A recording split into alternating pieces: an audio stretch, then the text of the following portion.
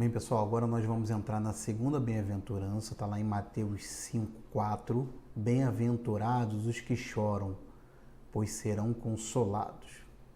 Quando nós analisamos essa frase de Jesus, né, essa bem-aventurança, essa beatitude, ela soa muito estranha.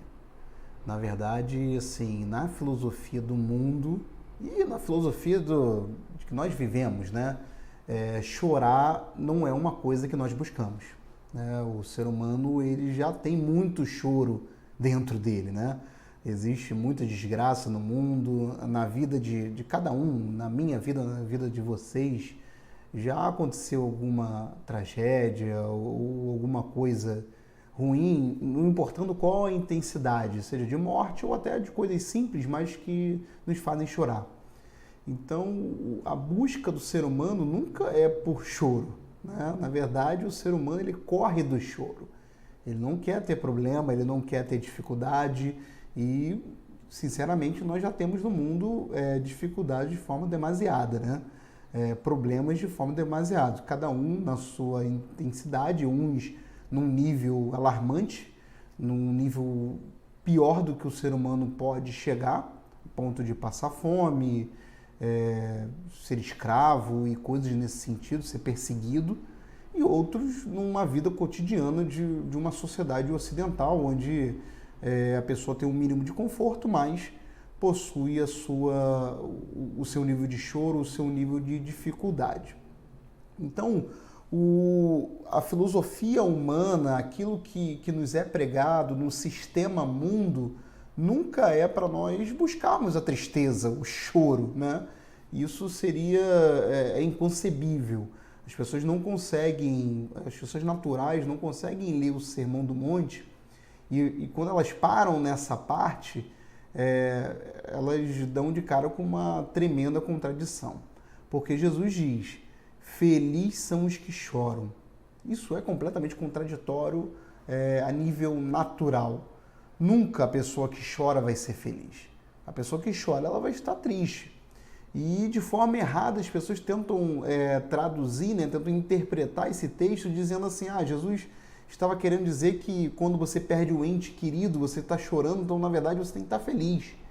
Então a pessoa perdeu uma mãe, um pai, um irmão, um amigo, então ela tem que olhar para aquela situação e ficar feliz, e gargalhar, e ficar com um sorriso no rosto.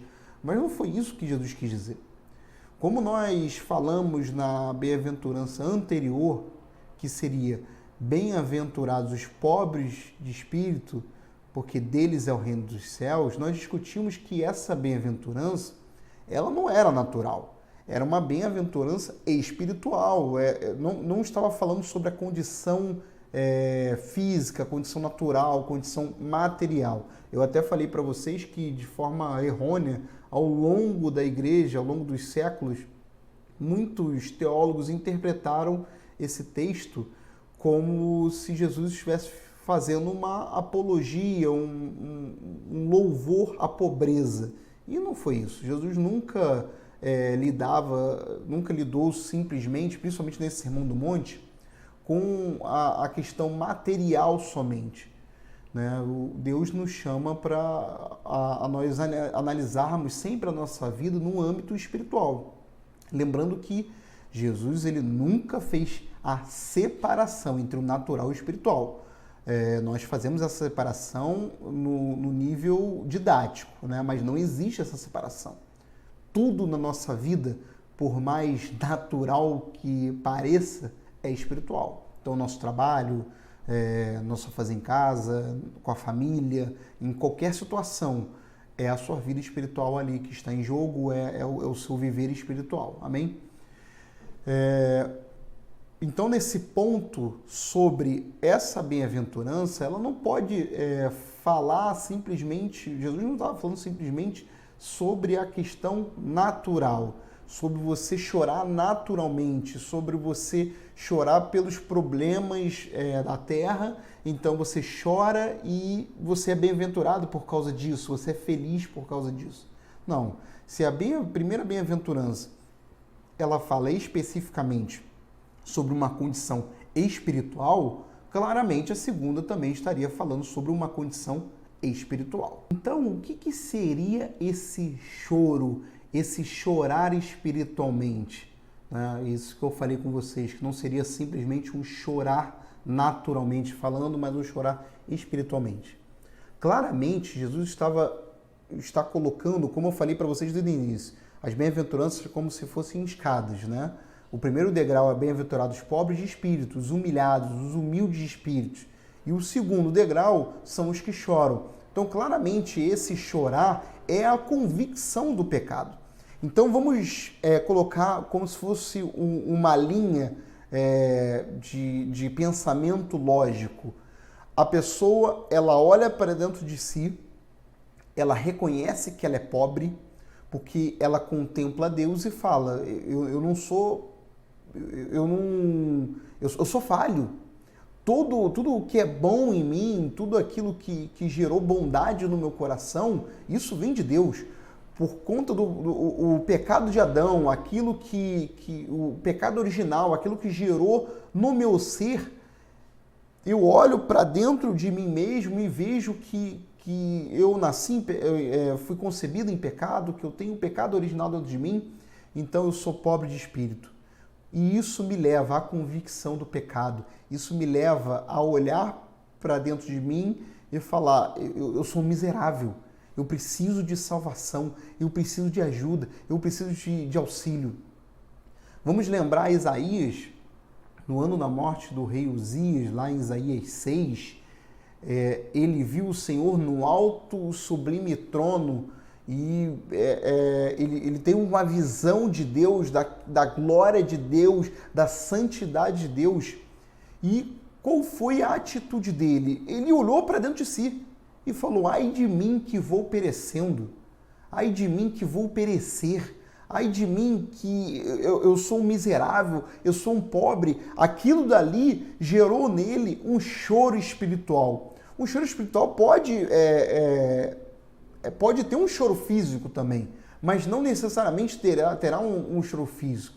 É uma convicção interior da sua condição, do seu pecado, daquilo que desagrada a Deus, da condição do ser humano que está longe de Deus. Então, quando você tem esse choro espiritual, esse choro que é a convicção do pecado. Vamos lembrar do apóstolo Pedro, que chegou para Jesus, então discípulo, e falou assim, ó, Senhor, eu vou contigo até a morte. E Jesus falou assim, olha só, você vai me negar. E quando Pedro negou descaradamente Jesus 3 vezes, a Bíblia diz que ele lembrou da palavra de Jesus, que Jesus o alertou que ele iria negar. E a Bíblia diz que ele saiu do local e chorou amargamente. Esse chorar amargamente, o escritor bíblico não estava falando somente do choro físico, mas é da alma.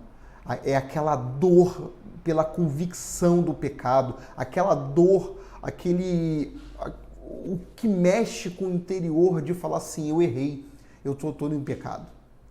Eu queria falar para vocês e trazer até um exercício para vocês.